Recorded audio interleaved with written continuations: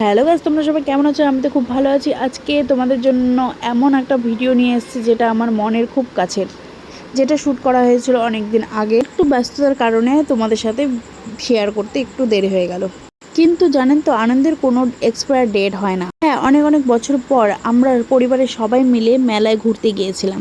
ছোটবেলায় সেই চেনা গন্ধ, চেনা আনন্দ আর এক ঝাঁক স্মৃতি সবটা মুঠোবন্দি করে নিয়ে এসেছি আজকের এই ব্লগে। চলো তোমরাও আমাদের সাথে একটু মেলা ঘুরে নাও।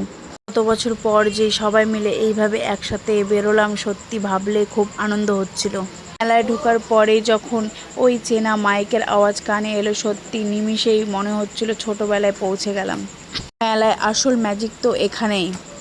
চারিদিকে এত ভিড়, নাগরদোলনা দেখে মনে হচ্ছিল যে এখনই চড়ে বসি, কিন্তু দূর থেকে দেখেই বেশি আনন্দ পাচ্ছিলাম। সবাই মিলে দোকানগুলো ঘুরে দেখা, টুকটাক জিনিস দরদাম করা, এই ছোট ছোট মুহূর্তগুলো যে কত মিস করছি। অনেক বছর পর সবাই একসাথে হওয়াতে মেলার আনন্দটা যেন হাজার গুণ বেড়ে গিয়েছিল। আর হ্যাঁ, মেলায় যাব অথচ খাওয়া দাওয়া হবে না, তাই কখনো হতে পারে?